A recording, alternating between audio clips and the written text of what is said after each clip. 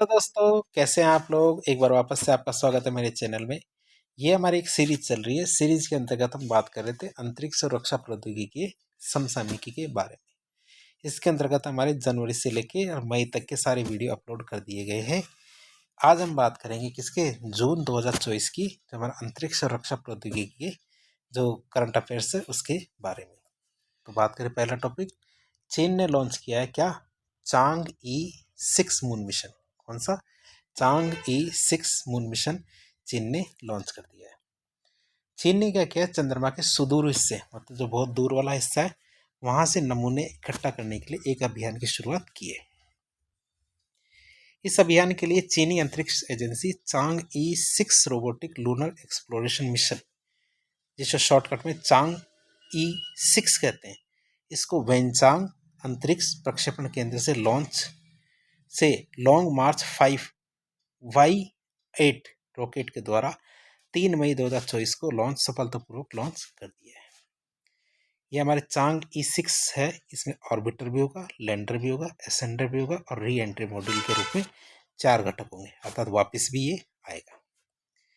चीनी चंद्रमा देवी के नाम पे इस मिशन का नाम चांग-E 6, जिसको चांगा भी कहते हैं, रखा गया है।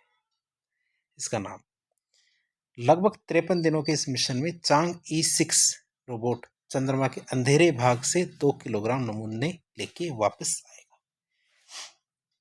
चांग-E 6 चंद्रमा के दूर स्थित दक्षिणी ध्रुव एटकन बेसिन से नमूने इकट्ठे करेगा और वापस लेके आएगा। इसके बाद इन नमूनों को री एंट्री मॉड्यूल में स्थानांतरित करने के लिए ऑर्बिटर में लाया जाएगा। उसके बाद ऑर्बिटर की मदद से इन नमूनों को रिसर्च के लिए पृथ्वी पर लेके आएगा। ठीक है, तो ये क्या करेगा, नमूने लेके आएगा पृथ्वी पर। मानव चंद्र अन्वेषण के इतिहास में यह अपनी तरह का पहला प्रयास है, अर्थात इससे पहले ऐसा प्रयास नहीं किया गया था। अब पाकिस्तान चीन का पिछलग्गू है, तो इस मिशन में पीछे पीछे पाकिस्तान भी आ गया। तो चीन के इस मिशन में पाकिस्तानी ऑर्बिटर का इस्तेमाल किया गया है। किसका इस्तेमाल किया गया, पाकिस्तानी ऑर्बिटर का इस्तेमाल किया गया है। iCube orbiter. ठीक है, इसमें चांद की सतह से छवि लेने के लिए 2 ऑप्टिकल कैमरे भी लगाए गए ताकि वो चंद्रमा की जो सतह है उसकी फोटो ले सके। ऑर्बिटर को चीन के संघाई विश्वविद्यालय SJTU और पाकिस्तान के राष्ट्रीय अंतरिक्ष एजेंसी सुपार्को, इनके सहयोग से विकसित और डिजाइन किया गया है। दोनों ने मिलकर इसको डिजाइन भी किया है और विकसित भी किया है। पाकिस्तानी अंतरिक्ष एजेंसी को अंतरिक्ष और ऊपरी वायुमंडल अनुसंधान आयोग कहा जाता है, मतलब सुपार्को, मतलब space and upper atmosphere research commission भी कहा जाता है। अगली न्यूज आती है हमारी, इसरो ने किया LMB की क्षमता बढ़ाने के लिए सफल इग्निशन परीक्षण।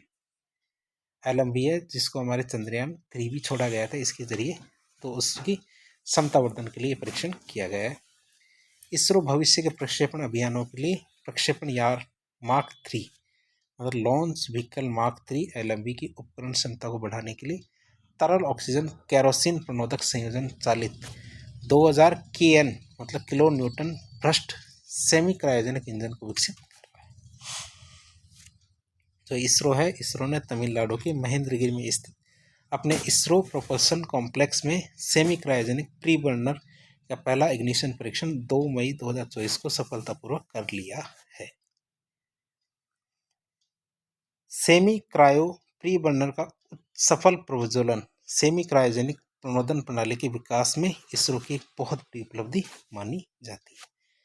सेमी क्रायोजेनिक इंजन इग्निशन एक स्टार्ट फ्यूल एम्प्यूल का उपयोग करके प्राप्त किया जाता है, जो ट्राई एथाइल एमिलाइड और ट्राई एथाइल बोरोन इनके संयोजन का उपयोग करता है।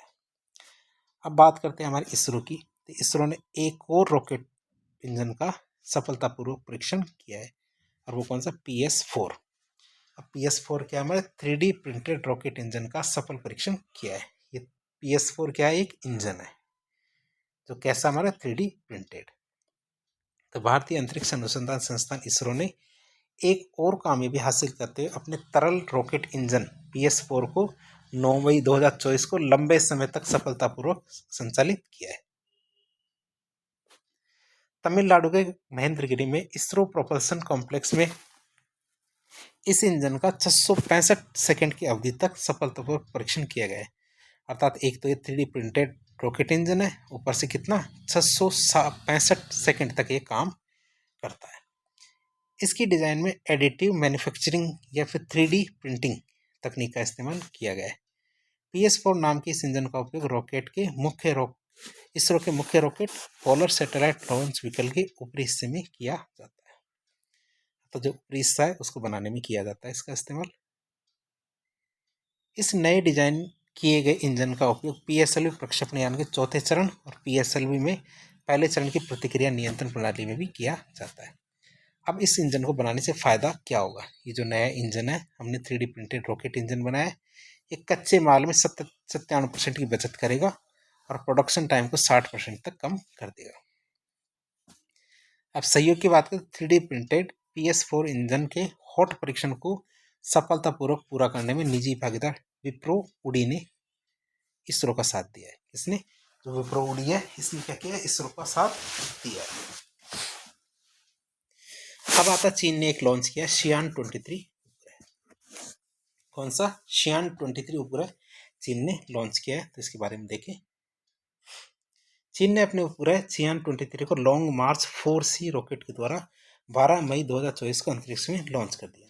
लॉन्ग मार्च वाहक रॉकेट श्रृंखला की 522वीं उड़ान है। उत्तर पश्चिमी चीन के जिक्वान सैटेलाइट लॉन्च सेंटर से प्रक्षेपित शियान 23 एक निगरानी उपग्रह है जिसका उपयोग अंतरिक्ष पर्यावरणीय निगरानी में किया जाएगा।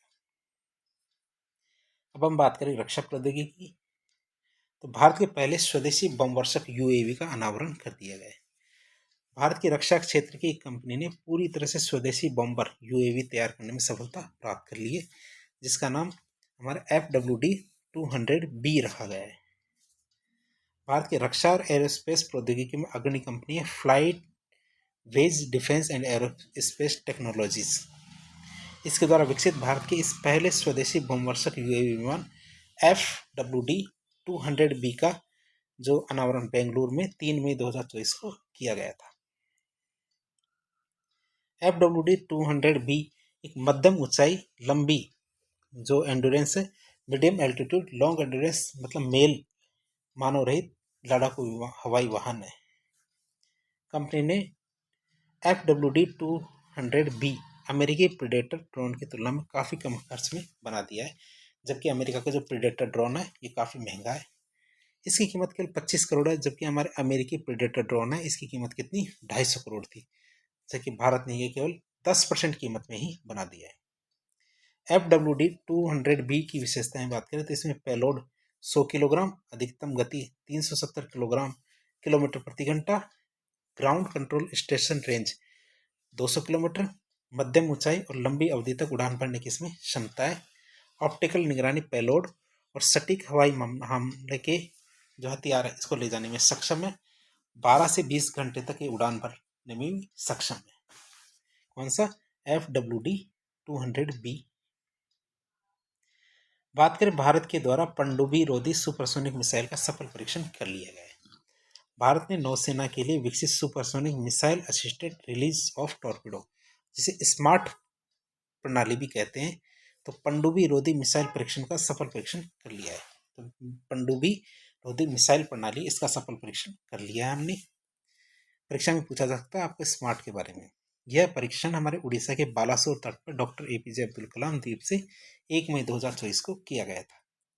DRDO के द्वारा विकसित स्मार्ट मतलब supersonic missile assisted release to torpedo प्रणाली का एक कैनिस्टर आधारित मिसाइल प्रणाली है जिसमें कई उन्नत उप प्रणालियां लगी हुई है।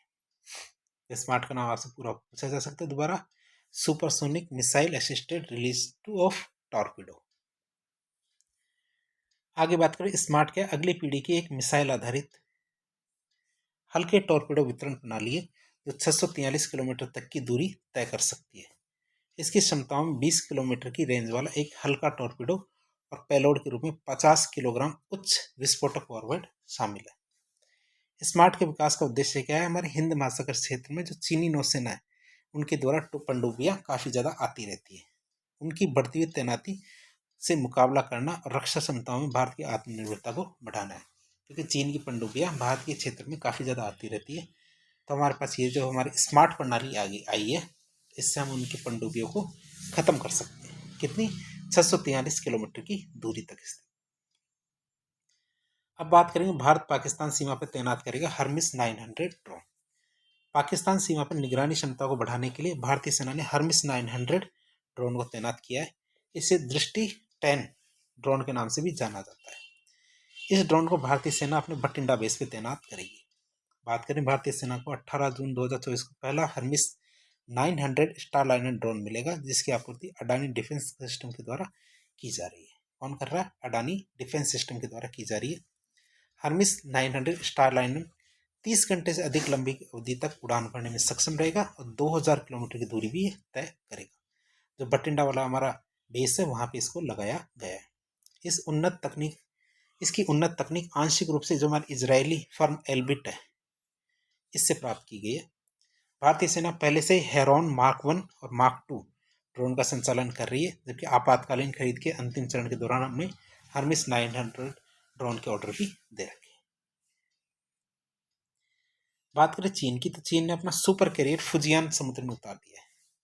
चीन ने अपना पहला सुपर कैरियर फुजियान अप्रैल 2024 में समुद्र में उतार दिया। यह चीन का तीसरा विमान वाहक युद्धपोत है जो, इसकी बात करें तो अमेरिका से बाहर बना सबसे एडवांस एयरक्राफ्ट कैरियर है। अर्थात ऐसे एयरक्राफ्ट कैरियर केवल अमेरिका में बनते थे, लेकिन अब चीन ने बना दिया, जिसका नाम क्या? फुजियान है। नाम की बात करें तो इस सुपर कैरियर का नाम फुजियान है, जो चीन के प्रांत फुजियान के नाम पे रखा गया है। अब फुजियान की बात करें, इसके बारे में क्या क्या खास बातें। पूरी तरह से चीन में बना फुजियान चीन का पहला केटोबार एयरक्राफ्ट कैरियर है।